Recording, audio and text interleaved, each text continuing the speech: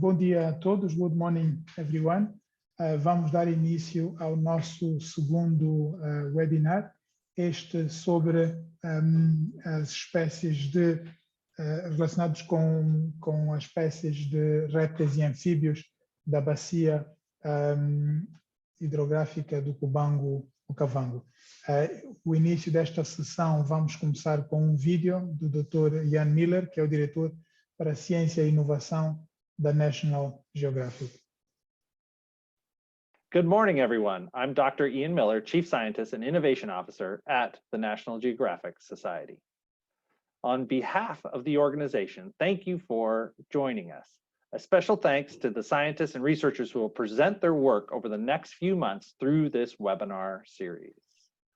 At National Geographic, we are driven by our mission to use the power of science, exploration, education, and storytelling to illuminate and protect the wonder of the world. The National Geographic Okavango Wilderness Project is a pivotal focus of our impact work and underscores how we bring our mission to life. This series will bring you virtually to the heart of the Okavango River Basin to learn directly from the scientists, researchers, and conservationists who are working to preserve the incredible biodiversity and freshwater resources in this region of Angola. You will hear about the team's rigorous expeditions, scientific findings, and see examples of the powerful storytelling that so beautifully captures what we can achieve when we come together behind a common cause.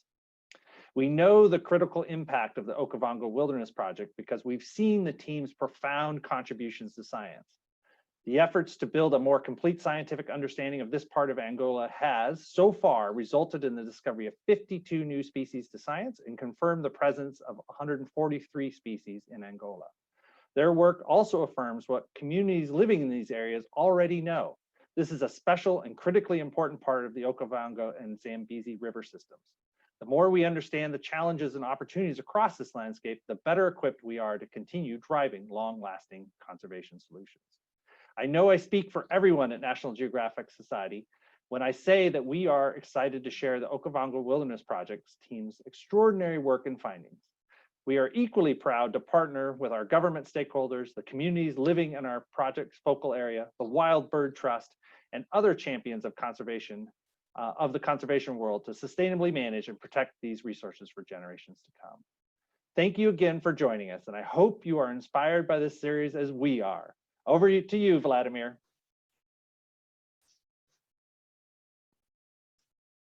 Ok, depois então de ouvirmos as palavras do Dr. Ian Miller, dando abertura deste seminário, deste webinar, que faz parte, como disse, de um conjunto de webinars que vamos estar a desenvolver nos próximos meses, sobre um conjunto de materiais que foram desenvolvidos como resultado das expedições feitas na região da bacia hidrográfica do Cubango-Okavango. Portanto, este é o segundo webinar. Depois de termos falado sobre os peixes, vamos então falar sobre os répteis e anfíbios.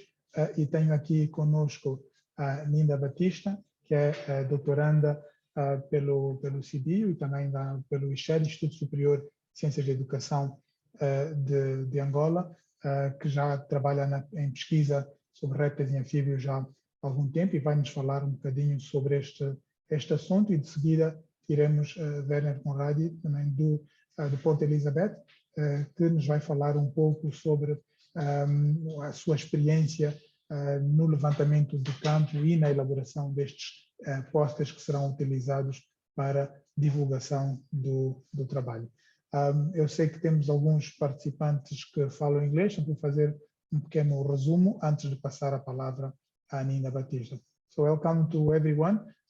We will be presenting shortly two presentations, one by Ninda Batista, that has been working and researching on reptiles and amphibians for quite some time, and she's doing a PhD through CBU and ISHED in Angola. And also we are going to have also a presentation by Werner Conradi, which is a curator at the Archaeologia Museum in Port Elizabeth, and has been part of the expeditions that led to development of these posters. At the end of the presentation, we'll open a question and answers session for everyone that would like to contribute, to make questions or to make contributions to the information that is going to be shared here. Portanto, depois então das apresentações, teremos então um período de perguntas e respostas e contributos daqueles que queiram falar sobre o tema que vamos abordar hoje. Portanto, Minda, passo a palavra para ti. Ok, obrigada, Vadi. Então eu vou partilhar o ecrã. Digamos, está a funcionar? Tá? Sim? Ok. Perfeito. Ok. Então, bom dia a todos. Primeiro, Vadi, obrigada pelo convite para vir aqui conversar sobre isto. Então, hoje vou falar sobre os anfíbios e répteis desta região. Estas iniciativas, os posters e os webinars são, como já foi dito hoje, são uma iniciativa do National Geographic Okavango Wilderness Project e os levantamentos de anfíbios e répteis foram liderados pelo Werner Conradi, que vai falar a seguir a mim. Então, o que eu vou falar hoje, eu preparei, como o Vladim me tinha pedido, eu preparei esta apresentação mais para um público angolano. Hoje, aqui os participantes não são esse público, mas acho que as pessoas que vão ver o vídeo vão ser, e então esta apresentação vai ser mais uma informação de base, né? Então vou começar por falar um pouco sobre o que são anfíbios e répteis, sobre porque é importante estudar estes grupos e depois sim dar uma chega sobre a diversidade, mas o Werner é que vai falar sobre isto em mais detalhe. Então, anfíbios e répteis são classes de vertebrados que são um subfilo de animais que têm um esqueleto ósseo. Portanto, ao contrário do que muita gente pensa, as cobras são vertebrados, as cobras têm um esqueleto. E começando pelos anfíbios, a palavra anfíbio vem de anfi, que significa dois, e bio significa vida, e tem a ver com o ciclo de vida duplo da maior parte das espécies, né? Os anfíbios. Vocês conseguem ver o meu rato? Sim. Na maior parte dos anfíbios, eles têm uma fase larvar que vive na água, que os ovos são postos dentro da água, desenvolvem-se, e depois da metamorfose, aí sim, os adultos têm uma vida terrestre, e por isso os ovos não têm nenhuma camada protetora, né? Não têm nenhum tipo de casca, nenhum tipo de proteção contra a dessecação, e os adultos também têm uma pele nua, né? A pele não está protegida não tem penas, pelos ou escamas, e portanto os anfíbios são muito mais dependentes da água, estão muito mais sujeitos à dessecação, por isso estão mais associados a habitats úmidos. Dentro dos anfíbios existem 3 ordens, a ordem Apoda, que são anfíbios sem patas, que parecem cobras mas não são, a ordem Caudata, que são anfíbios com cauda e que em África só existem no norte, na zona mediterrânea da África, não existem em Angola, e a ordem Anura, essa sim que está registada em Angola. E dentro dos anuros existe uma grande diversidade de modos de vida, existem espécies que estão adaptadas, por exemplo, a habitats mais secos, como pixicéfalos, por exemplo, que se durante o tempo seco vive enterrado e só está ativo no tempo da chuva. Por outro lado, há espécies que estão sempre associadas a corpos de água permanentes,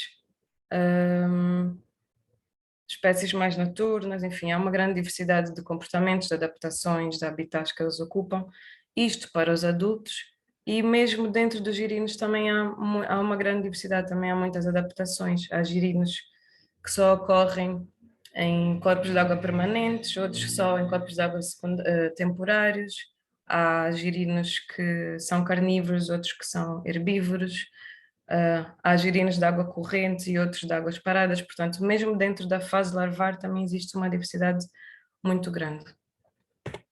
Agora, passando para os répteis, a classe reptília, réptil significa rastejar, então esta palavra reflete o modo de locomoção da maior parte dos répteis que vocês conhecem.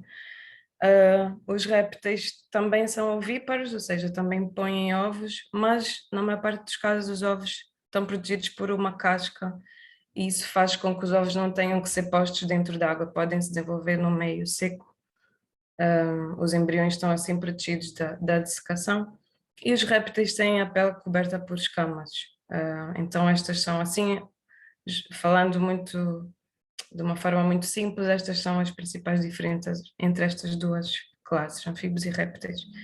Dentro dos répteis também existem várias ordens, a crocodila, a squamata, que é a ordem mais diversa, que inclui as cobras e os lagartos, quelónia, que inclui todas as tartarugas marinhas, cágades, tartarugas de água doce. Todas estas existem em África, e a ordem Sphenodontia, que não existe aqui. Só para vos dar também uma ideia da diversidade, por exemplo, dentro dos squamata temos os saurios, lagartos. Só dentro deste grupo existe uma diversidade enorme, existem camaleões, por exemplo, osgas, lagartos sem patas, aqui só para dar uma ideia muito superficial da diversidade que existe. E dentro das serpentes também existem cobras arborícolas, que vivem nas árvores, cobras fossoriais, que se enterram, cobras que estão mais associadas a ambientes rochosos, cobras que se alimentam de formas diferentes, portanto, também muita diversidade. E então, agora falar um pouco sobre porque é que é importante estudar estes grupos. Os anfíbios e répteis ocupam vários níveis tróficos e são presas e predadores de vários outros grupos e, portanto, obviamente têm um papel muito importante na cadeia alimentar e no equilíbrio dos ecossistemas. Os anfíbios, em particular, por terem este ciclo de vida duplo, né, têm um papel também muito importante no fluxo de energia e nutrientes entre o meio aquático e o meio terrestre. E quer os anfíbios, quer os répteis, por serem um grupo muito diverso, por estarem adaptados a diferentes nichos, podem ser considerados bioindicadores, ou seja, se estudarmos estes grupos como um todo, a comunidade de anfíbios e répteis, podemos ter uma ideia sobre o estado de saúde dos ecossistemas, o estado de integridade dos ecossistemas, por isso são considerados bioindicadores. Todos vocês devem saber que várias cobras produzem venenos e também alguns anfíbios, e o estudo destes venenos pode ser também importante para a indústria farmacológica, para produzir medicamentos, para produzir anestésicos.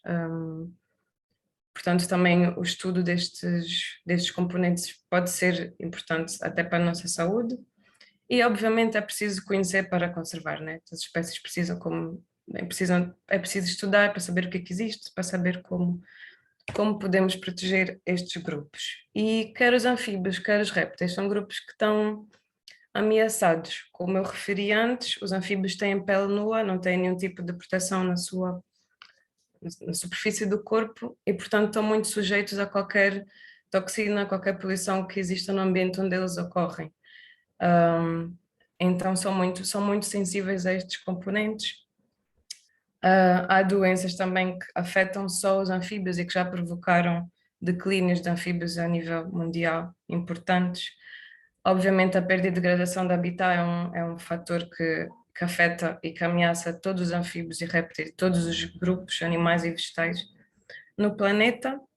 As alterações climáticas, por motivos óbvios, também constituem ameaças para estes grupos, mas, por exemplo, no caso dos crocodilos, crocodilianos e das tartarugas marinhas, o sexo destas espécies é determinado pela temperatura a temperatura que os ovos estão.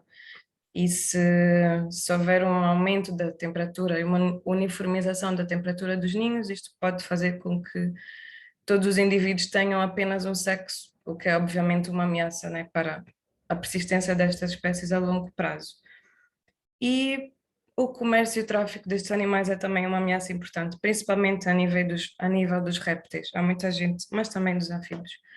Mas principalmente no hemisfério norte há uma tradição de ter estes animais como animais domésticos, o que causa ameaças também a algumas das espécies, as espécies preferidas, e a utilização de crocodilos e cobras das peles para fazer utensílios é também uma das ameaças, e portanto é importante estudar e proteger estes grupos.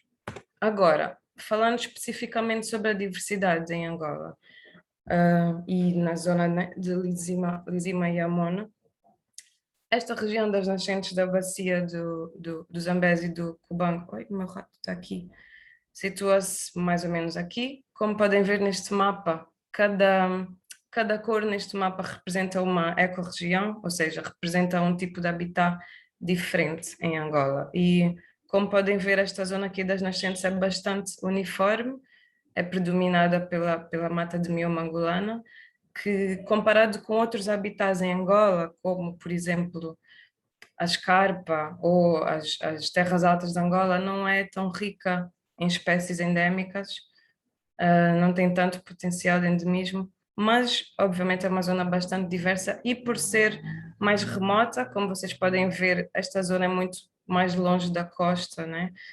Que é a zona mais ocupada de Angola, por ser tão remota e ter um acesso tão difícil, historicamente é uma zona que tem muito menos registros, muito menos estudos e portanto este projeto da National Geographic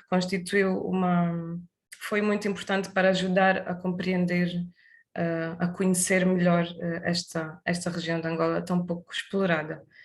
E na zona do projeto do Okavango, que eu não tenho aqui neste mapa, mas é mais ou menos aqui assim, as nascentes dos rios têm predominantemente este tipo de paisagem, ou seja, tem um lago, uma zona alagada, zonas que são alagáveis, né, independentemente do nível da água, podem estar ou não submersas, zonas arenosas e a mata de miombo propriamente dita.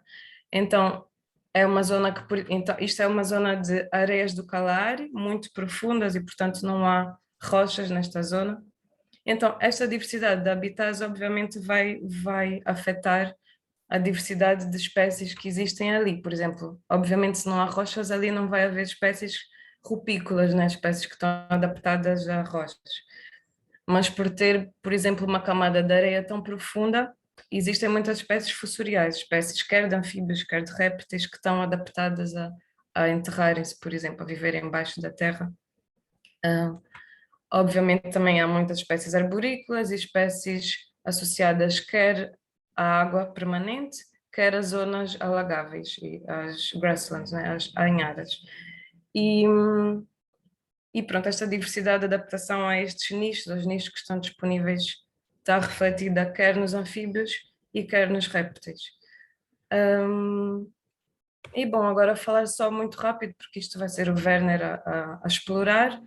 A diversidade de anfíbios e répteis descobertas nesta área levou à elaboração de 3 pósteres diferentes, um sobre anfíbios, e os répteis tiveram que ser divididos em 2 pósteres diferentes. E aqui foi registado, para todos os grupos, foi registada uma componente importante da diversidade registada em Angola. Por exemplo, para os anfíbios, foram registadas 9 das 13 famílias existentes em Angola, só naquela zona. 7 das 9 famílias de cobras registadas em Angola também, e também uma componente importante da diversidade dos lagartos, dos quelônios, e dos crocodilos tem uma diversidade menor. Mas, bom, uma componente importante da biodiversidade de Angola foi detectada ali. E muito superficialmente também, o que as descobertas destas expedições permitiram e ainda estão a permitir descobrir, revelar, enfim, é a descrição de espécies novas, ou seja, espécies novas para a ciência, espécies que não sabia que existiam no mundo, novos registros para Angola, ou seja, espécies que já estavam registadas noutros países, mas em Angola ainda não, atualização das listas, né, das listas para aquela área, e obviamente, como isto era uma área tão pouco explorada, todos estes registros ajudam a compreender melhor a ecologia destas espécies, mas também a biogeografia. Não sei, para quem não viu a apresentação do Michel, recomendo que veja, e ali ele falava sobre a biogeografia dos peixes, das províncias, as diferenças entre as diferentes bacias, e portanto para os peixes isto já está muito melhor estudado. Para os anfíbios e répteis, estes padrões biogeográficos em Angola não estão tão bem conhecidos e, portanto, todos estes registros são bastante importantes para entender esta parte do puzzle. E era isto que eu tinha para dizer, agora vou passar a palavra então ao Werner. Obrigada, Aninda, pela apresentação. Vamos então passar ao Werner. The floor is yours.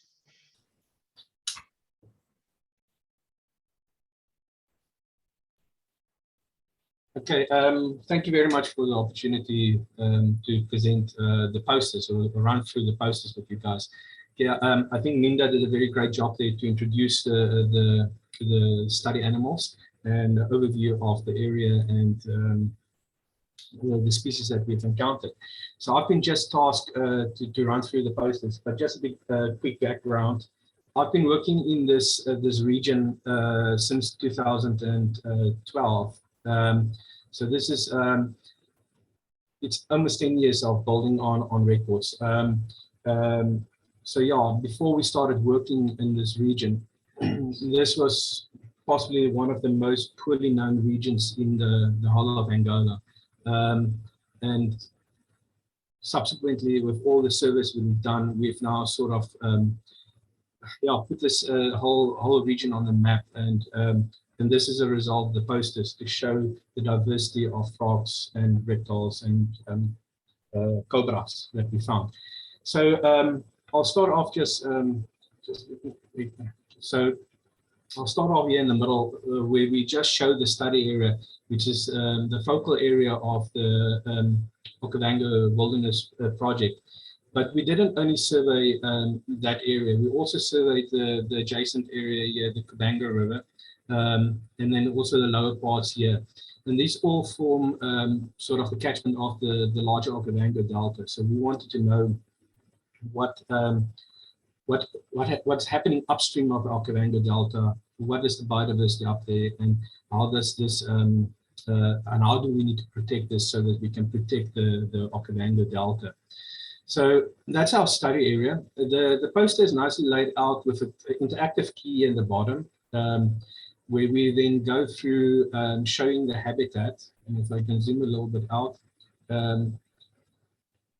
So it's first off the habitat, and we divide it then according to what the species prefer. So from aquatic, fully aquatic to wetland associated, arboreal, climbing on the vegetation next to it. Then just close the wetland, they're not in climbing, they're just on the soil. Then terrestrial species and fossorial species. Fossorial species, those that mostly on the ground and comes out when it rains. We also then have a little icon here to show the sort of the rarity or abundance of species, and we divided it in from rare to commonly available or widespread and common. And then we give the scientific name and the English name, and the Portuguese poster will have the Portuguese name. Then we give the maximum size of adults, males and females.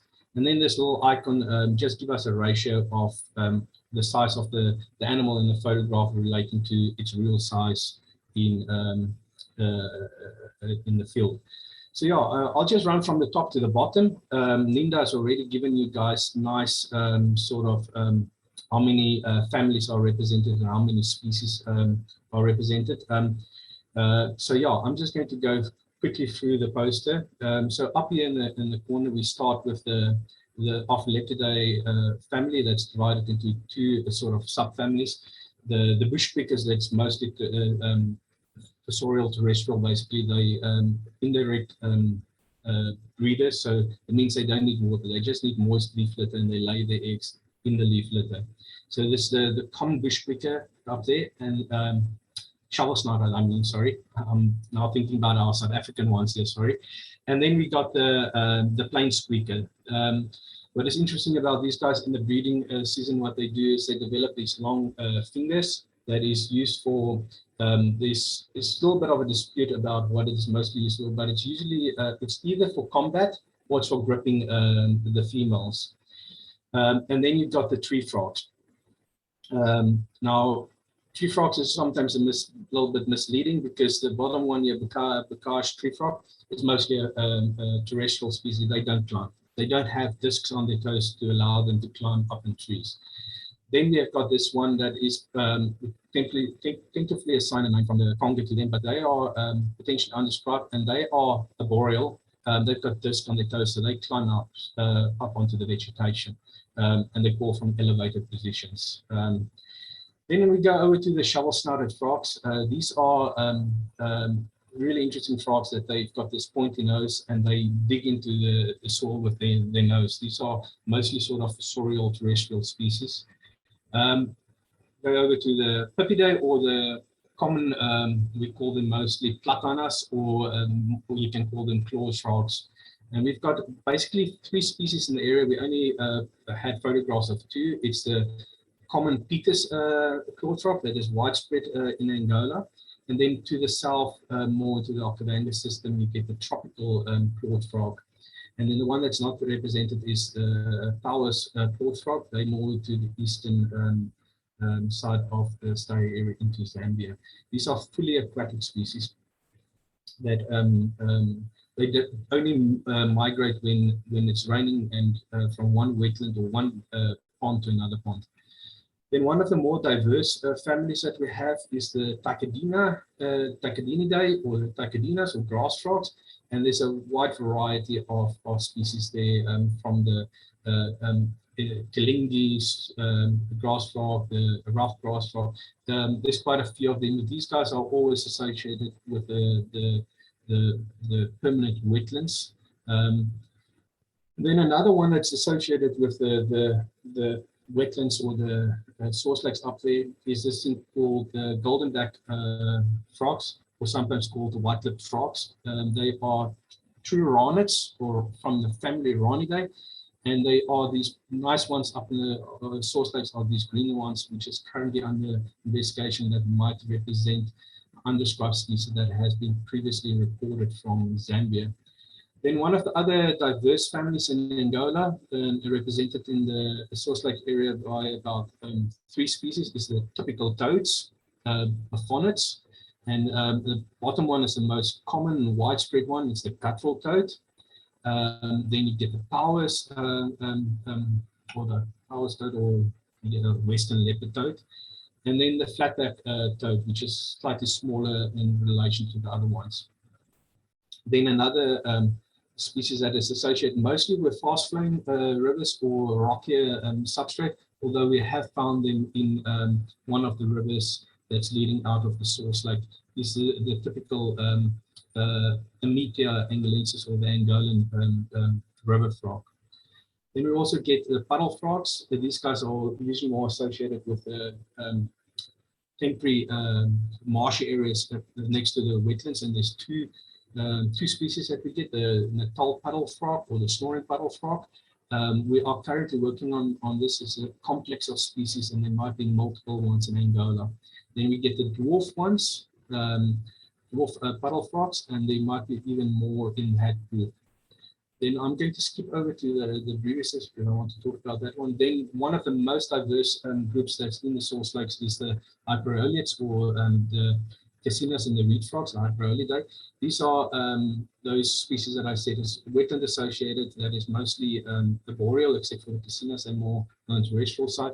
There's quite a bunch of species up there. There's a common Angolan reed frog with the different color variations, and that has led in the past to a lot of taxonomical confusion. Then you get this little smaller green ones, which comprise up in the source lakes, mostly out of 3 ones. We're still sort of unraveling what they truly represent, but the one is the Benguela reed frog, or and then the long nose. Actually, I think the other one is sharp nose reed frog, and then the Bocage reed frog. Then so these are the little green ones. You can almost see through their skin. And then you get the Hyperoleus raymondi, which is a recently described species, although recently I'm talking about 2012, 2013. We described the species from Lago Karumba up in northeastern Angola, another place that both me and Ninda has visited and studied. But we were very surprised that we found them all over the source lakes, which is a range extension of more than 600 kilometers. Then we recently published a paper on this, the Vitis clicking frog, or Cachinula viteri, which is actually a Congo, southern Congo, DRC and Zambian species up in the highlands, and we found them in the source lakes. This represented in new country records, and we're also now looking into the taxonomical status because they are embedded within the leaf-folding frogs, and it might you might need to resolve the alpha taxonomy there. Then these other 2 species to the side, those are typical Cassinas. They are more terrestrial but wetland associated, and they're the one that make that bubble calls when you're close to wetlands. Anyway, that is the frogs, or sapos, ra, a little Portuguese, I know. Let's go over to the lagartos. So the poster is laid out the same way. The map in the middle, the keys in the bottom. Slightly some adjusted for the animals because they're not like the frogs. So just some arboreal living up in the trees and fossorial and stuff. I'll just run from the top to the bottom again. So we've got the Agamidae. These are represented by two species in this study area. The brown agama, which is mostly on the ground running around in the sandy areas. This is a male, female, and then this big guy is a triagama, different species, genus, Acanthocircus. And recently they just described a new species from southern Angola, northern Namibia. And we need to establish that this species is related to that one or related to the more wider spread species from Zambia up north. Then the Testunidae tortoises. The most common one we found up there is the Bell's Hinch tortoise.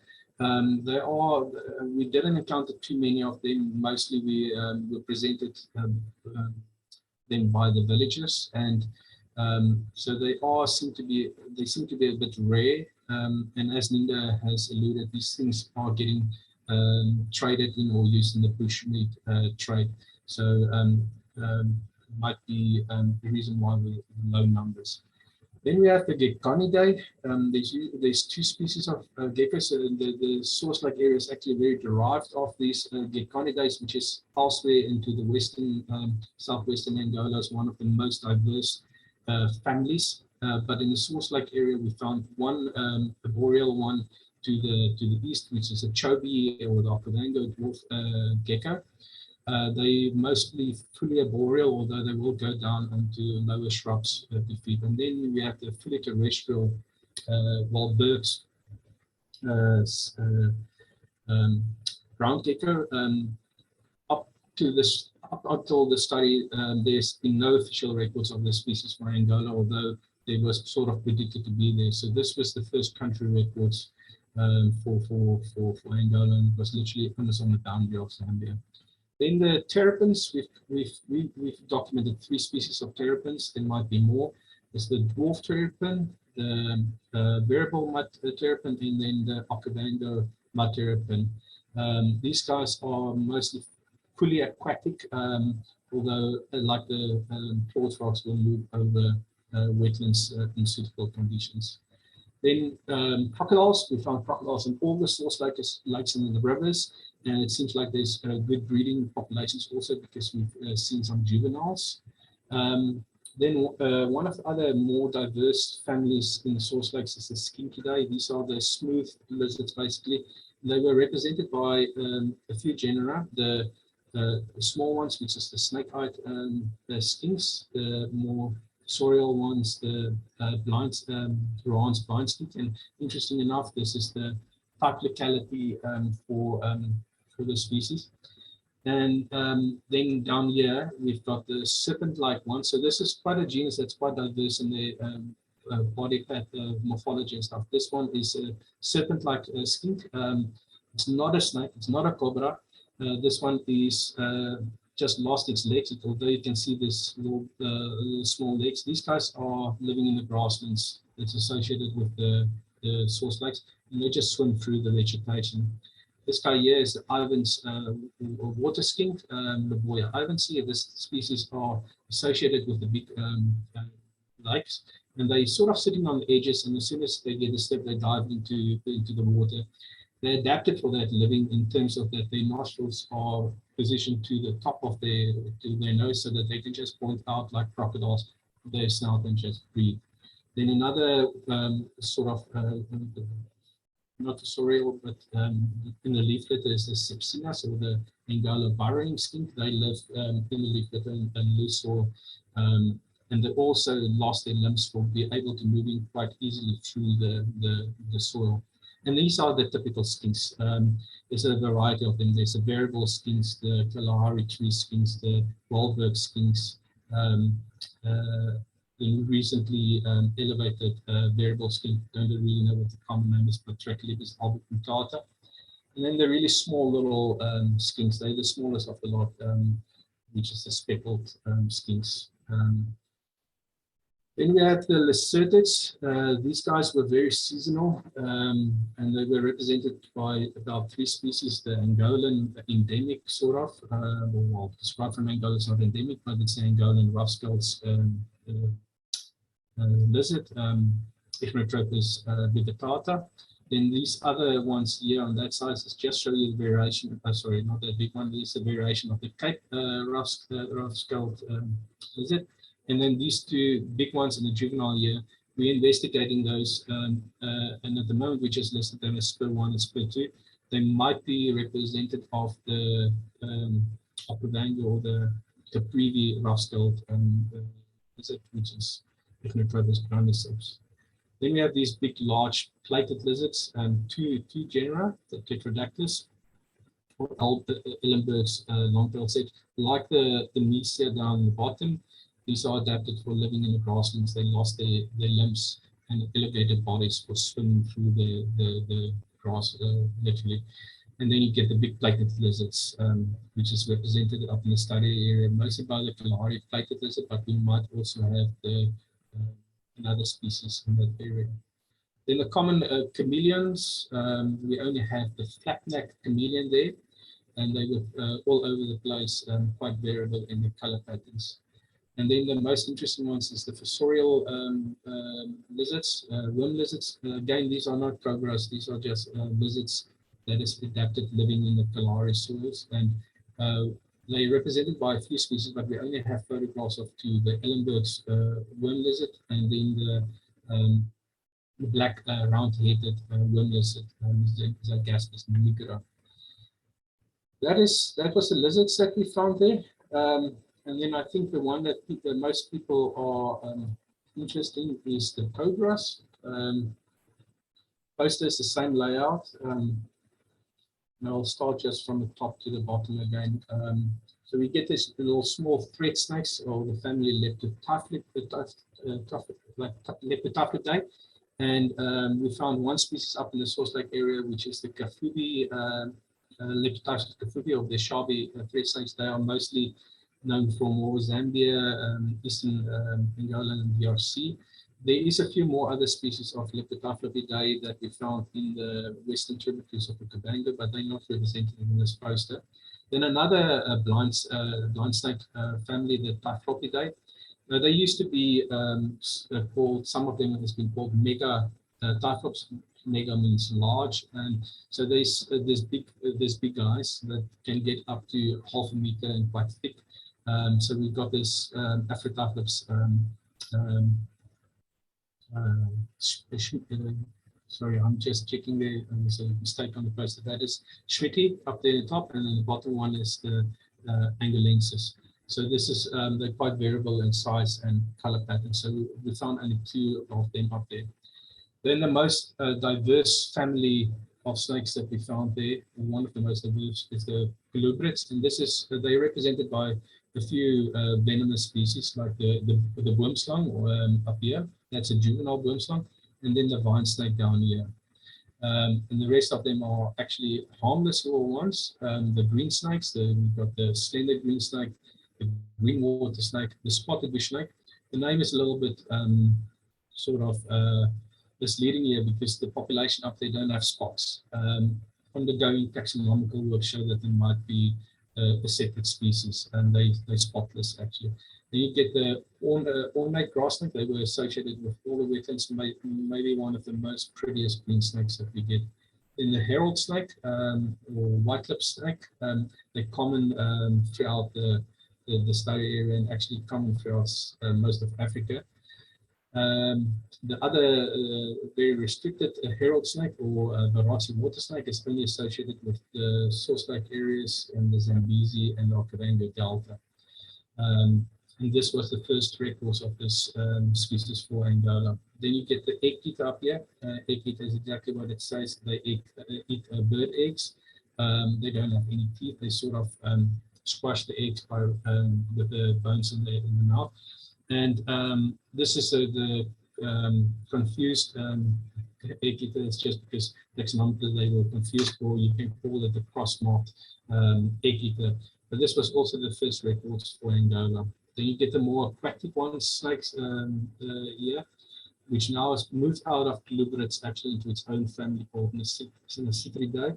We've got the bicolored swamp snake, and it's bicolored, which is mostly Angolan endemic.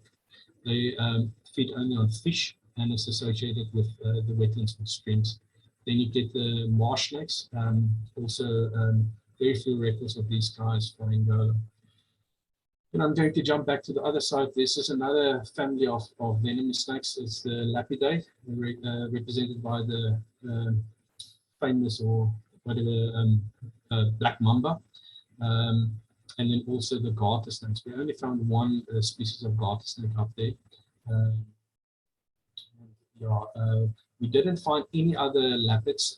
We didn't find any cobras in sense of Niger.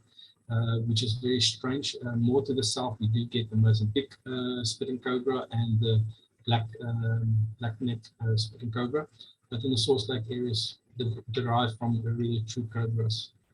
The Viperidae is another family of venomous snakes that occur in the Okavango Delta. We got two of the night adder species, the striped night adder and the common night adder, and then we've got both the two big vipers, the common widespread puff adder and then the gaboon viper, both venomous and common in this area. Then lastly, one of the bigger families, and this poster is a little bit outdated. We need to update it. Recently, a higher taxonomy has changed and split Lamprophidae into multiple families, or actually subfamilies, just got elevated. So the first one is the Angolan endemic, the Prosymna angolensis, or the Angolan shovel snout. These are again very rare to, you don't see them often. They only come out, they coincide the breeding or activity with the breeding of the lizards, because they only feed on lizard eggs. So when the lizards lay the eggs, these guys are around, and then they take the opportunity to mate. And so yeah, we were lucky to be there when they move around. Then you get the wolf snakes. We only found one species up there, the spotted wolf snake. And then this is the Kalahari purple glass snake. We got, this was the first ever country record. Subsequently, Ninda found them in Bikwa, and so this was the first ever country record of that one. And then this is an interesting snake, the Xenocalmus machidori, or the quill snakes. These guys feed on that fossorial worm lizards that I said, and because they're both elongated animals, this animal has evolved to be longer than the worm lizards, so that they can feed on them. So they almost purely feed only on fossorial worm lizards. Then true Lamprophidae, or Bodon. This one we just recently described. This is one of the new species described at the study area. And I forgot to mention, I might just jump back to the rain frog that I skipped over. It's another species that we described from there. But this is Freight's house snake, or you can call it or Zambezi house snake. This is a common species of house snake associated with the Okavango system and the Zambezi system, and even into the Congo. We described that last year. Then this Cariostratus, or big snakes, is part of the Psammathidae family, and they were common all over the Source Lake region. And then we've got two species of whip snakes. There's a Zambian whip snake, which were the first country or confirmed country records. This is a juvenile represented here. And then the common widespread olive grass snake or whip snake. This is often a snake that can get really big and get confused with black mambas, and people often kill them. Yes, they can inflict a serious bite, but they don't have any venom. So yeah, These are just some of the species that we found, and not all of them. I just want to jump back because I realized I missed this. This is a new species of rain frog that we described from Angola, and I'm struggling still with the name. Ninda can help us afterwards. It's called Umbelangnonga, or in easier words, just the Angolan rain frog. And we just recently described this species that occurs from basically Luanda through to the source lakes, although there is some cryptic diversity in there, and there might be actually a few undescribed species. Okay, Vladimir, I think that's me. We'll stop sharing. Cool, thank you. Thank you, Werner, and thank you, Ninda, for your presentations.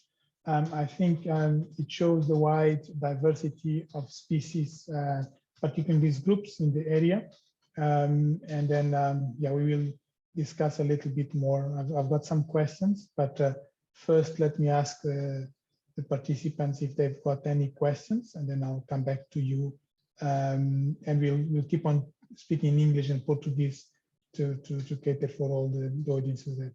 Portanto, obrigada mais uma vez a Ninda e o Werner pela apresentação, pelas vossas apresentações que demonstram, de facto, a diversidade que nós temos nesta área do ponto de vista das espécies. E antes de perguntar aos colegas se existem, aos participantes se existem perguntas, há aqui uma pergunta que já foi colocada e que eu vou passar a responder, que tem a ver onde é que se pode conseguir estes posters. O Nigel faz esta pergunta, eu vou fazer responder em inglês. Nigel, in terms of your question, where you can get these posters, so these posters are available for download. I'm sharing, I hope that you can see the website that I'm sharing. Is www.wildbirdtrust.com/webinar. This is where you have information about the webinars that we are doing, currently this one. And here you can download the handbook with all the posters in English and in Portuguese. We are still developing the posters on mammals, and once this is available, it's also going to be included here. Okay, so maybe just in Portuguese. Portanto, aqui uma pergunta: onde é que podemos obter estes posters? Se forem a esta página, o www.wildbirdtrust.com/webinar, podem fazer o download dos posters. Não tem informação sobre os webinars, mas temos aqui, podem fazer o download do póster em inglês e do póster em português, ou dos posters em português. Portanto, este pequeno guia tem todos os posters. Ainda estamos a desenvolver um póster sobre os mamíferos, e quando este estiver pronto, também estará disponível neste website. Okay? Portanto, eu vou colocar aqui no bate-papo a informação sobre estes posters. Pronto, eu não sei, os participantes que aqui estão, se têm perguntas, podem fazê-lo aqui nesta opção de Q&A, perguntas e respostas, ou podem simplesmente levantar a mão para que eu vos possa então dar o microfone e poderem falar.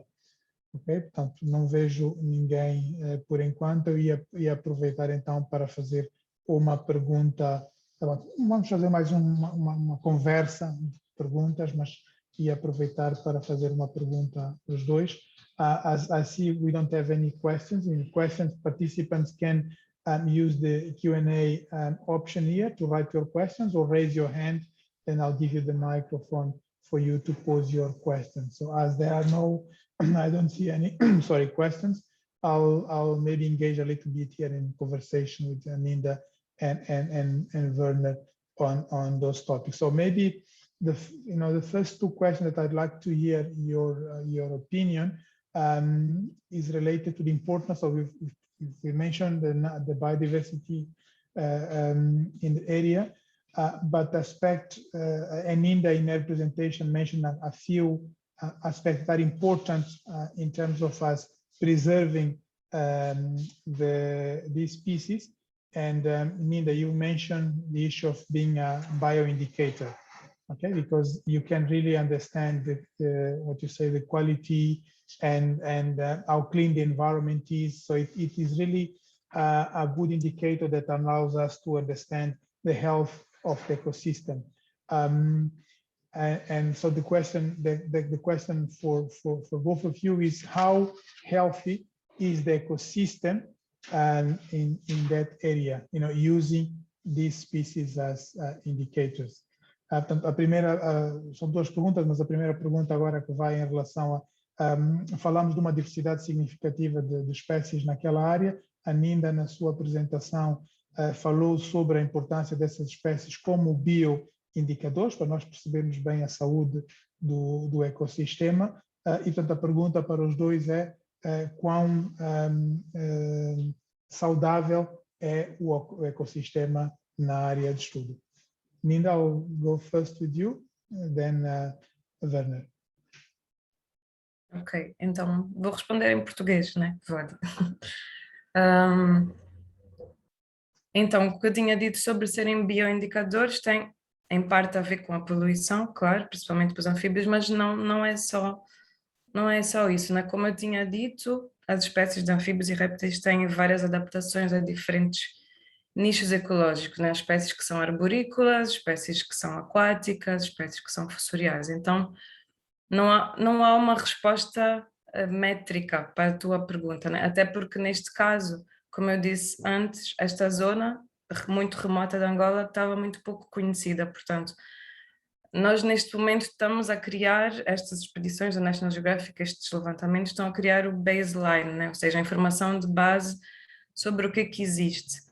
Quando nós já temos isso para uma área, imagina, já sabíamos que uma área bem estudada de Angola não existem muitas, mas vamos dar um exemplo, a Foz do Kwanza, por exemplo, se já soubesse tudo o que existia lá, e depois de se fazerem muitas alterações, fazerem barragens, fazerem o campo de golfe, isso like, fazerem-se levantamentos novos e comparar o que existia antes com o que existe agora, depois de todas essas alterações, essas diferenças no número de espécies podiam nos dar uma indicação significativa, né? Podíamos dizer, agora há menos espécies do que havia antes, isso é consequência de todas as alterações que foram feitas.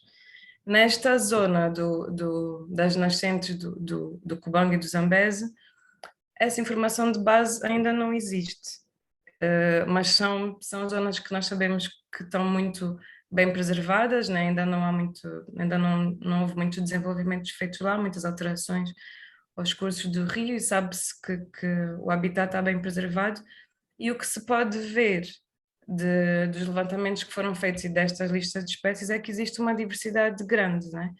E mesmo assim tudo o que está nestes pósteres ainda não corresponde à diversidade total de répteis e anfíbios que existem ali.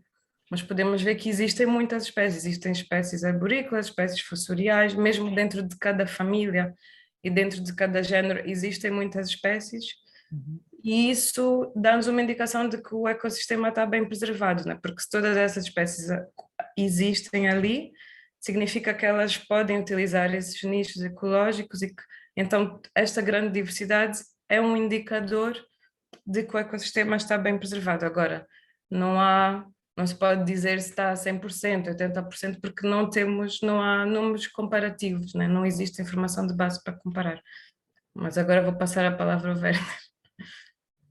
Werner, please, over to you. Yeah, I need to apologize that I have not followed anything that Ninda said there, but I'm sure she covered basically everything. So I'll just, a lot of what I'll say might just be a repeat. So just this area is as part of, it's part of my PhD study, and what I'm looking into is the importance of these source lakes in terms of protecting downstream.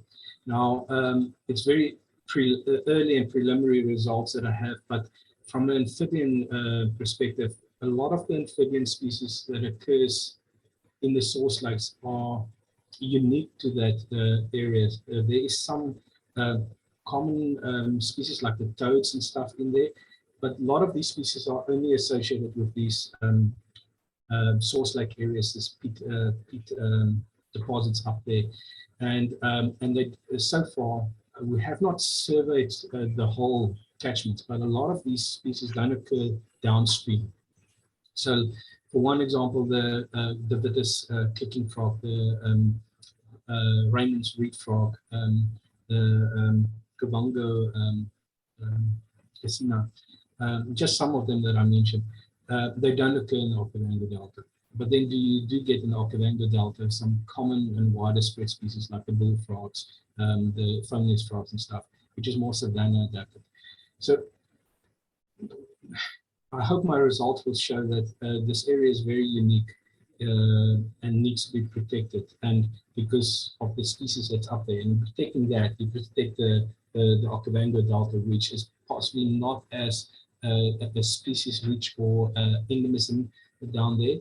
So, but then, so it's good bioindicators, as you guys have mentioned, to monitor the amphibian populations up there, to be able to protect the delta downstream. And hands in hands with the amphibians goes the reptiles or the snakes mostly, which are dependent on these frogs. And so also, as Nina has talked in the introduction, the predator-prey interaction. You know, the frogs are food for a lot of the birds that is restricted and endemic to those regions. So you have this whole food chain that you need to look at. And I think it all starts down with the quality of the water to be able to look after the amphibians for higher up. So yeah, that's just quickly my take, and I'm sure Ninda went into more detail about it. Yeah, in short, thanks. Thank you. Maybe just a follow-up question. Okay, so I mean, and maybe summarize a little bit what Ninda said is for us to use as a bioindicator, you need to have a baseline, and what we are doing now is having that baseline. So you cannot compare back because you don't have the baseline. So now, from now into the future, then you'll see the evolution of the situation of the health of the ecosystem and see what changes are there, either related to pollution, climate change, human activity, etc. So considering the baseline that we have, and you know, we cannot say, as Ninda put, if it's 100% pristine or 80% pristine, but there is some healthy ecosystem still. What will be the measures that one could put in place to keep it as it is? Okay, and I'll just quickly translate for the audience. Portanto, seguindo aquilo que o Werner disse e que a Ninda disse, nós precisamos de uma linha de base para perceber se o ecossistema é saudável ou não, e é isso que está-se a fazer com essas expedições. Então, obter essa informação para verificar em que estado é que está e podermos ver no futuro que alterações é que existem, que sejam elas relacionadas com poluição, alterações climáticas ou desenvolvimento de atividades humanas. A questão é que medidas é que poderiam ser desenvolvidas para proteger o ecossistema como está. So I'll start with you first, Werner. What measures can we put in place to keep it as it is? Okay, so just running quickly back, or stepping back a little bit. I'm mostly a taxonomist. I want to know how species differ and describe new species and stuff. So so the first very important step, as you guys have said, we had to document what is there. Now we have all the data records and stuff. Now we need to resolve that taxonomy, get it stabilized, know exactly do we have more new species or are they common widespread stuff. So we need to sort out the taxonomy. Then to get to your answering your question, as it stands, a lot of those source lakes in that whole region is really pristine. It's a functional ecosystem, and it's due to the historical inaccessibility to the area, it's yeah. So, but as soon as that area opens up and you get exploitation, timber, bushmeat trade, or even agricultural or damming of those systems, then you lose that ecological function, and you lose that unique environment, that peat soils and stuff. And so what we needs to do is the most important, and this is the aim of the whole study, is to try and assess what is there, consider that, and get this as a protected area. I think it's already listed or in the process of being listed as a Ramsar important birding area. So yeah, I think as soon as you lose that ecosystem function, I think the biggest threat there is damming, agricultural, logging, and all of those things will affect that, ecosystem function. And I think Nina can add a little bit more on that, because she's a little bit more from the conservation side. So anyway, over to Nina then.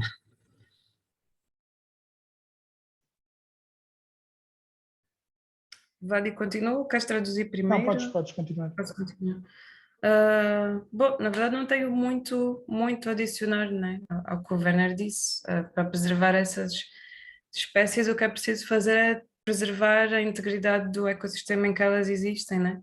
E estas em particular da nascente é um habitat muito particular, são lagos que têm as surfeiras e são ecossistemas muito singulares que não existem noutras partes do país, como o Werner disse. Então, o mais importante é tentar preservar a integridade e evitar alterações como agricultura, como barragens, porque tudo isso todas essas alterações, mesmo se forem feitas no meio terrestre, depois vão ter consequências também nos cursos de água, e como isso é logo na nascente do rio, como está a montante, tudo se traduz para tudo que está jusante até o delta do Okavango, que está tão longe. Portanto, é tentar ao máximo preservar,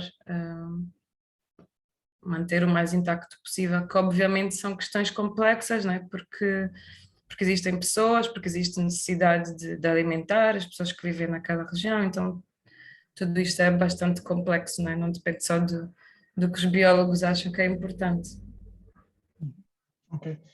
Yeah, so another aspect which is related to the potential conservation measures, and that there's been some discussions in the past years, is the setting up or the establishment of protected areas that could be national parks or Ramsar sites or a biosphere reserve. So we have here a variety of potential, protected areas aspects.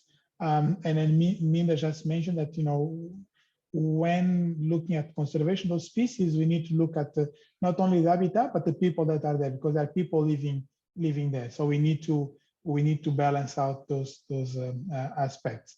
I know that, Werner, you say that you are a taxonomist, and conservation, it's there, but it's important to understand the species and see what additional species are there. So we have the so-called baseline, a photo of the area. But you, Werner and Minda, you think that could be the best approach, establishing protected areas, or maybe working on community-based natural resource management, having the community involved because they are there. Okay? Portanto, a próxima pergunta tem a ver com esse aspecto que falou. Portanto, há várias estratégias que têm sido discutidas para conservação daqueles ecossistemas, quer com o estabelecimento de áreas de conservação ou áreas de proteção, como o estabelecimento de sítios Ramsar ou reservas da biosfera, mas tal como a Ninda disse, essas áreas, enquanto nós olhamos a preservação do ecossistema, temos que reconhecer que existem pessoas também a viver nesses ecossistemas. Portanto, essas seriam as melhores opções, ou ir mais para uma perspectiva de gestão comunitária dos recursos naturais? Linda?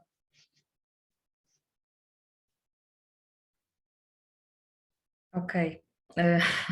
Isso é uma pergunta difícil, não é? Porque todas as estratégias são válidas. Obviamente a criação de áreas protegidas nessa região é um passo importante, né? Dar algum estatuto de proteção a essas áreas seria uma forma de garantir, pelo menos no papel, que essas áreas devem ser protegidas. No entanto, não acredito que esse passo por si só seria suficiente, né? Porque em Angola nós temos muitas outras áreas protegidas, temos parques, até reservas integrais que estão definidas desde o tempo colonial. E em muitos casos, na maioria dos casos, essa proteção não é efetiva, né? Ou seja, não existe na prática. Os parques estão nos mapas, mas se for aos parques não há recursos, né? Não há, como é que se diz? Rangers, os fiscais, não há, muitos parques não têm planos de gestão, não há sequer orçamento para efetivar a conservação. Portanto, claro que é importante existir esse estatuto, mas o estatuto por si só não é suficiente. E principalmente nesta área das nascentes, a área do projeto Kavango é uma área muito, muito, muito grande, comparado mesmo com outros parques em Angola que já são grandes. Portanto, obviamente a proteção de uma área maior tem mais desafios, né? Porque fiscalizar sim, comprovar, né, como é que essa área está a ser gerida é muito mais difícil quanto maior a área for. E por isso eu acho que, e também pelo facto de haverem populações a viver lá, eu penso que seria importante tentar experimentar essas abordagens de community-based, né, de preservação de recursos geridos pela população local, mas isso tudo em Angola são coisas que nunca se fizeram, comparado, por exemplo, com países como a Namíbia, que já tem uma história longa desse tipo de gestão e que resulta. Isso tudo são coisas que levam tempo a implementar, também dependem muito da relação das autoridades com a população local, são questões muito sensíveis e que não são imediatas, né? Podemos definir, ok, vamos experimentar esta estratégia, mas mesmo se decidirmos isto hoje, não quer dizer que daqui a 1 ano ou 2 anos as coisas já estejam a funcionar assim, né? Existe todo um processo de perceber quais são as necessidades e prioridades daquela população, que estratégias funcionariam ou não, e portanto seria necessário talvez fazer estudos piloto numa ou noutra aldeia, ver como é que funciona num lugar e noutro, para ver também qual é a viabilidade dessas estratégias, mas eu acho que, como neste momento em Angola não temos muita experiência em nenhuma das estratégias que tu referiste, é importante tentar e ver o que é que resulta melhor, porque estamos nessa fase ainda de aprendizagem. Vera, just to give you a bit of context, what Ninda says is basically there is no one recipe, so either protected areas or biosphere reserves or even community-based natural resource management, we need to try through pilot testing, and especially in a country like Angola where we don't have lots of experience, particularly in terms of CBNRM, looking, pilot testing different villages, but finding different approaches to see what approaches will be best suited for those specific areas. But I leave the floor to you for an additional comments. Yeah, I think Ninda covered it. There is not a single sort of approach that will work. You can't have a fully protected area that you fence off and say no, we can get in there. That's just not going to work. I'm more on the side of a community based, where you need to involve there's a lot of people dependent on that area. You need to get them involved into the conservation, understanding the importance of the area. Although I'm sure they do understand how important that area is and to protect what they have. And I'm not from a conservation side or from the protected area side, but I think you need to get people on the ground, custodians, and the best custodians that you have is the community. They know the area, they know the importance, they know the animals, and get them involved. Have workshops with them and get them involved in and let them decide how to protect that and how to manage it. Of course, there's always a need for funding for doing this, and I think there's a big interest in this area. So yeah, I'm standing for community based, but yeah, that's me. Yeah. And maybe going a little bit back to your specific area. So it's how do we bring more students and researchers into the field of reptiles and amphibians? As you say, people like to see, are more attracted to cobras, although they are a bit more dangerous that will be with amphibians. But how do we bring more students to be part of this, the research process, to getting to know, as Ninda said, get to know, to preserve. How do we engage more students on those particular projects? So em português. Portanto, seguindo um pouco aquilo que o Werner diz e da sua área de atuação, é como é que nós podemos envolver mais estudantes nesses processos de pesquisa, de investigação, relacionados particularmente com a área dos anfíbios. Yes, Werner? Okay. Ninda has talked about a few things. But one of the studies that has sort of how can I put it, for the whole of Angola haven't been studied well is the influence of the chytrid fungus, or the fungus that is killing frogs worldwide. So I think more student involvement in studying this diseases, the fungus, which is related to environmental pressure. So again, if that area is developed and you put a lot of pressure on the ecosystem, it opens up amphibians especially, it will prone them for more infections, and this disease can take over and wipe out the amphibians up there, which we do know now is quite unique to the area. So studies on diseases up there will be really good, but also for the whole of Angola. Again, I'm backtracking to the taxonomy and stuff, and knowing what is there. These surveys has been very targeted to certain areas, so we can, with good confidence or accuracy, say what occurs around the source lakes. We don't know what occurs across the whole distribution or the whole area. So more surveys, students coming there to do more targeted surveys, documenting. We now have the baseline data. We know what species are there. So we need to get a little bit more work there to document the full extent for cryptic species, species that is really rare. And as soon as we know that, we know what species to monitor. Students can come in and monitor the populations. Water quality, very important to study that. So I think there's a lot of things that can be done.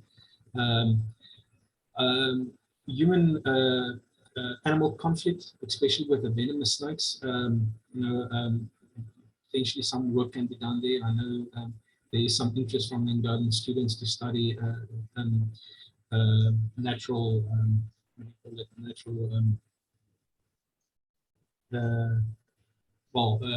how the communities deal with snake bites, and where we as Westerns or more developed people, countries use antivenom. So, so yeah, I think there's some work that can be done there. Yeah, I think Ninda can add a little bit more. Ninda? Ok, Vladi, para responder à tua pergunta sobre bem, o Werner falou um pouco sobre tudo o que há para fazer e todas as perguntas importantes e interessantes nas coisas que não se sabe. Eu acho que do nosso lado em Angola a dificuldade principal é, como tu disseste, é atrair as pessoas para fazer esses trabalhos, né? E eu acho que, bem, na minha opinião, um dos pontos fortes deste projeto do Okavango é realmente a divulgação. Acho que uma parte importante de atrair as pessoas para este tipo de trabalho é mostrar, por um lado, que pode ser importante, mas que é estimulante, né? Uma coisa é quando nós vemos um documentário na BBC, aquelas paisagens espetaculares, os lugares difíceis de chegar, mas quando tu estás no meio desses lugares e vês as paisagens com os teus próprios olhos e apanhas os animais e estás no meio daquele ambiente de cientistas e a sentir que estás a descobrir coisas novas e a dar um contributo, tu percebes melhor realmente a importância desse trabalho. Eu acho que a National Geographic faz muito bem esse trabalho de divulgar e de estimular as pessoas, porque aqui em Angola não existe muita, mas existe investigação científica, existem pessoas que vão para o campo, só que esse trabalho muitas vezes não é divulgado. Eu acho que é importante divulgar esse trabalho e divulgar de uma forma que atraia as pessoas. Portanto, é necessário fazer isto. Eu acho que este trabalho dos posters, por exemplo, também é um passo nessa direção, não é? Porque todas estas listas de espécies estão a ser publicadas em artigos científicos, em revistas que estão escritas em inglês e que o público em geral, os estudantes aqui em Angola, a maior parte das vezes não têm acesso, ou têm um interesse muito particular, ou o público geral não tem acesso a essa informação.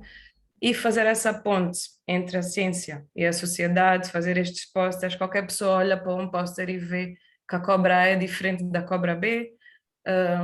Eu acho que este trabalho é crucial para espalhar esse conhecimento e para atrair a sociedade em geral e, em particular, por consequência, os estudantes para estas áreas. Talvez agora uma questão mais pessoal para ti e para o Werner, e começando por ti, porque répteis e anfíbios? So now maybe just a more personal question to you and Ninda is why study reptiles and amphibians? So I'll start with Ninda. Why not monkeys? Eu não tenho isso. Eu gosto de tudo e não me importo de estudar qualquer grupo. No meu caso, eu ganhei algum interesse por anfíbios e répteis por causa de uma professora em particular que eu tive no Brasil, e fomos fazer trabalho de campo a Pantanal e para o Cerrado, e ela era super entusiasta, e foi por causa dela que eu ganhei esse interesse. Mas no meu caso em particular é um interesse, não é uma preferência. Eu não me importaria de trabalhar com aves ou com mamíferos ou até com plantas, eu gosto de tudo e isto é o que eu estou a fazer neste momento. Mas obviamente acho que os anfíbios e répteis são grupos, como eu disse, bastante importantes, né, na apresentação, mas que estão muito pouco estudados. Se tu comparas o conhecimento que existe, por exemplo, em Angola, sobre mamíferos ou sobre aves, com o conhecimento que existe sobre répteis e anfíbios, vai ver que existe uma discrepância muito grande. Portanto, em termos de investir esforço, se tu estudares anfíbios e répteis, vais estar a gerar, muito provavelmente a gerar conhecimento que é mais útil do que se estudares grupos que estão mais bem estudados em Angola. Ninda said that she's been influenced by a teacher, but she's not focusing only on reptiles and amphibians. She'll be pleased to study other groups. And what about you?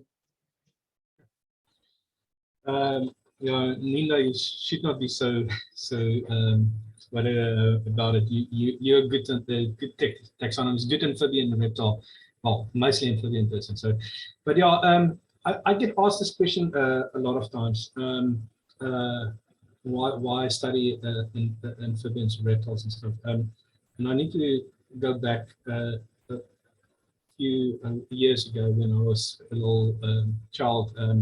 I used to just keep these frogs and lizards in my garden, in my house, in a shoebox, and my mother would freak out. But I had never had an interest in studying these things. Never. I wanted to be a vet, like a veterinary, like a lot of kids. But it was at varsity where my professor, who's the author of a lot of the books, Louis Prier, sort of changed my mind. But it's also by default. I had to choose between birds and amphibians for my master's degree. And I choose frogs, and you know, and that stuck with me. Now looking back, I would have not. I don't want to study anything else. I don't want to study birds. I don't want to study mammals. You can call me narrow-minded or focused or whatever. I only see frogs and snakes and lizards. I don't care about the rest. It is one of those unique or most amazing sort of a group of animals to study, especially the frogs. That's my passion. You get frogs that is so adapted. From living, well, they just found now evidence that frogs occurred in Antarctica. So they live on literally every continent, from freezing to desert, from forest to whatever. They adapted the breeding strategies and evolved. You know, so it's every day you learn something new. Again. I'm more from the taxonomy. I want to know why species are different and how they differ and what led to that things. And I won't study anything else. I'm also, in recent years, I'm in contact with a lot of young students coming through universities and stuff. And a few years ago, nobody would study want to study this, and nobody wanted to study snakes and stuff. They all want to study elephants, rhinos, leopards, all of those things. But students are coming out through thick, a lot of them. All of them want to study reptiles, mostly snakes. Yeah, so it's a growing field, and I would encourage the students to, I know there's this fear pulled into people, like you're born with a fear of these things. These things are not dangerous. They're not going to kill you, although they can. This is just one of the most amazing groups to study. Yeah, no. I mean, I'm not a biologist, but when I go and do field work, both social and environment, my highlights is, after supper, when we put on the waders and the headlights, and you go looking for frogs. So it's a mystery, and I really enjoy that thing. Okay, so we are about to close, but just before we close, I've got maybe 2 more questions. Let me just ask the participants if they have anything to ask. Estamos quase a encerrar. Eu tenho aqui mais 2 perguntas, mas enquanto isso, pergunto novamente aos participantes se têm alguma pergunta para fazer. Não vejo aqui nenhuma mão levantada, nem pergunta. So the last 2 questions, and I'll start with you, Vernon, and then Linda, of course. Naming of species, how difficult it is, and maybe Vernon, you can go through the process. How do we go about, finding a species that is not listed, anywhere, and going through the process to say, okay, this is a new species to science? Oh, that's so down my alley. I love talking about these things.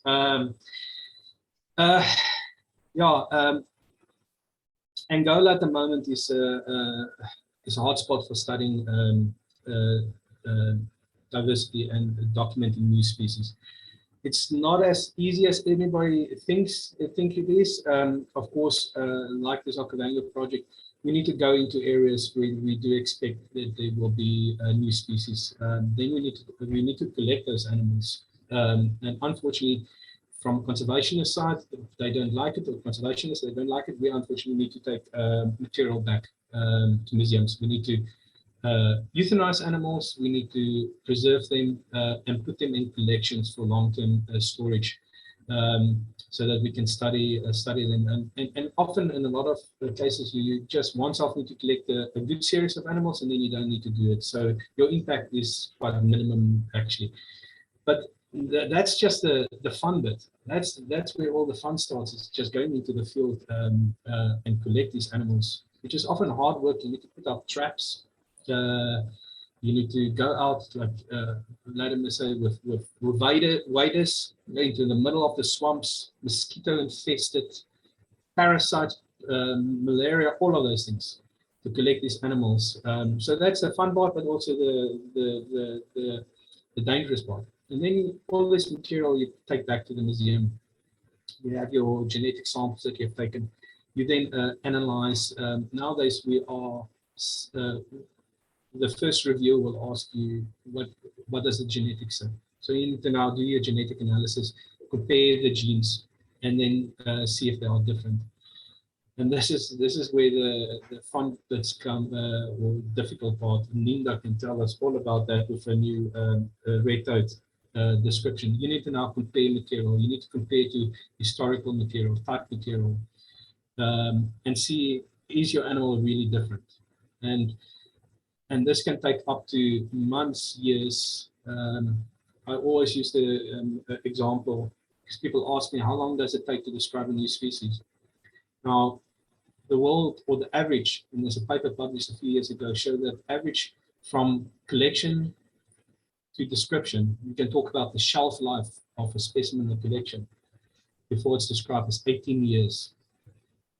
Now, of course, you have some extremes that specimens out of Darwin's time only get described now, so it throws it off. But there's no time frame to it. It can take you a month, it can take you 3 years, 10 years to describe a species.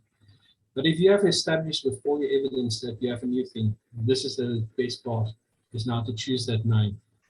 And there's a lot of ways of choosing a name. You can choose it. You can name it after, like Nina did, after a mentor or a teacher. You can name it after a place. You can name it after a key character, something that is unique to that animal. And this is where you then start playing around with names in Latin or Greek, and coming up with, nowadays the big thing about naming is try to incorporate the local culture and use common names, and that's where that rain frog, Linda will help me with this, Longa. Okay, it's like my Portuguese is bad, but anyway, that's where you play in with local culture, local names, and coming up with interesting names. And a key one or interesting ones is the recently paper by our group of all the new tropical housekeepers, where we came up with all these interesting local names for Befinderhenses, which is the forest, Jinga, which means variable or changing shape and stuff. So yeah, that's the fun bit. But to get there can take years. Thank you. Linda, talvez quando, agora na tua resposta, se calhar podes levar-nos numa viagenzinha sobre esta nova espécie do sapo vermelho, de Malange, e portanto, como é que foi esse processo? So I'm going to ask Linda now in terms of, giving a same explanation, similar to what Werner said, but maybe use the example of the red frog that she just described in a recent paper that it's a new species to Angola in Malange province. Ok, Vladi, sobre o processo de descrição de uma espécie, acho que o Werner cobriu muito bem todas as fases do processo e a complexidade também, né? Quais são as dificuldades, porque é que pode demorar tanto tempo. Sim, nós tivemos, na verdade foi ontem, o paper, a descrição de uma espécie nova de Angola, que é a Xismaderma branchi, foi publicado. E, bem, para falar sobre esse caso particular, essa espécie foi colhida pelo Pedro Vaz Pinto pela primeira vez, penso que foi em 2016, já não tenho certeza se foi 2015 ou 2016, ele apanhou um exemplar e tirou muitas fotografias, e quando o Bill Branch, que era a pessoa que na altura colaborava connosco, viu as fotografias, ele suspeitou logo que fosse uma espécie nova, e foi ele que estimulou o Pedro a ir outra vez para o terreno e apanhar mais exemplares, porque quando se descreve uma espécie, como o Werner disse, não precisamos ter muitos exemplares, mas é bom termos mais do que um, né? Porque dentro da mesma espécie existe variabilidade, né? Os indivíduos não são todos iguais uns aos outros, e para descrever essa espécie é importante cobrir essa variedade, né? Dentro da espécie.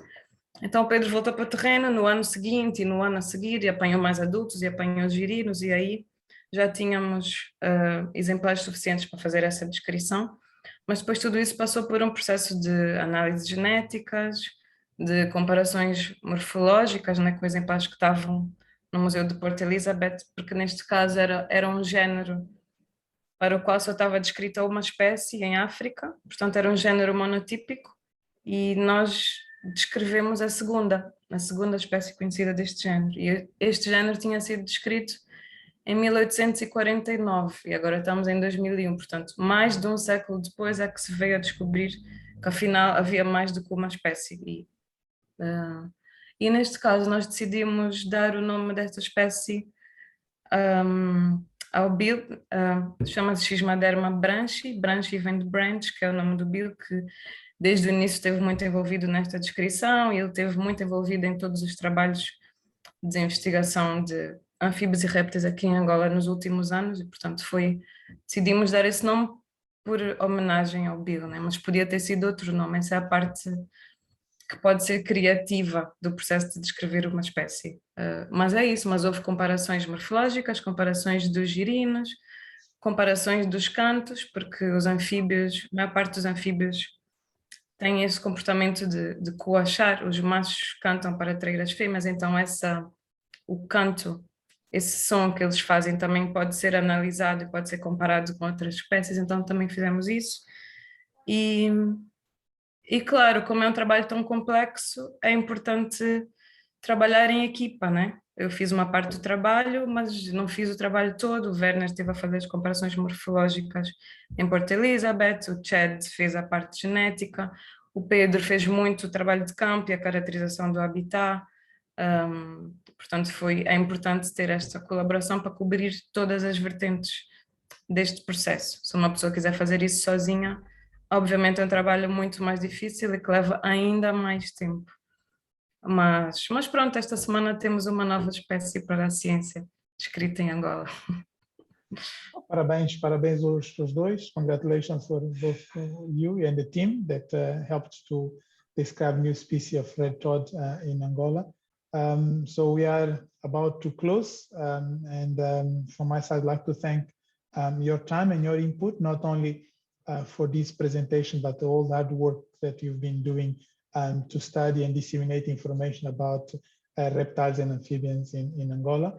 And yeah, I don't know, Werner and Ninda, if you would like to say some words before I close the section. Werner, please.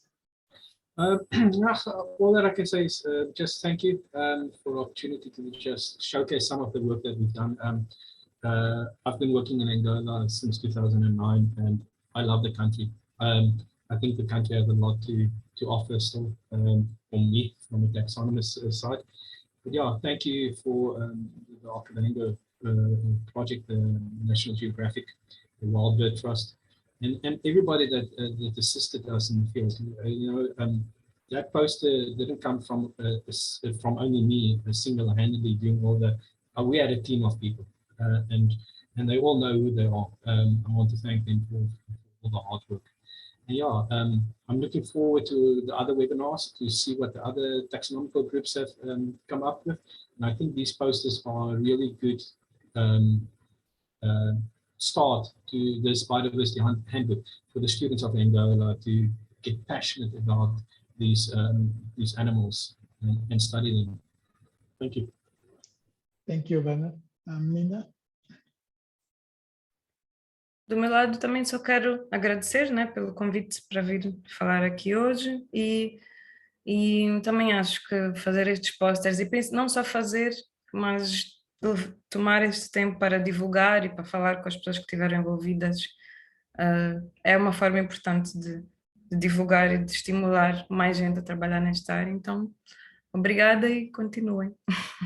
Obrigado a todos. Nós voltaremos com outras sessões para divulgação dos posters e de outros grupos. O projeto de vida selvagem da National Geographic Society já desenvolve trabalhos em Angola há mais de 5 anos e vai continuar a fazer expedições e a divulgar os resultados dessas expedições para o público em geral e particularmente para os cientistas e estudantes que trabalham nesta área. So, thank you everyone on behalf of of the Okavango Wilderness Project of National Geographic Society. I'd like to thank you for your participation. We'll continue to develop and present posters and other activities for a wider audience, but focusing, of course, on scientists and students to disseminate information that has been collected over the past 6 years through the different expeditions and work being done in Angola. Thank you, everyone, and see you next time. Obrigado a todos e até a próxima.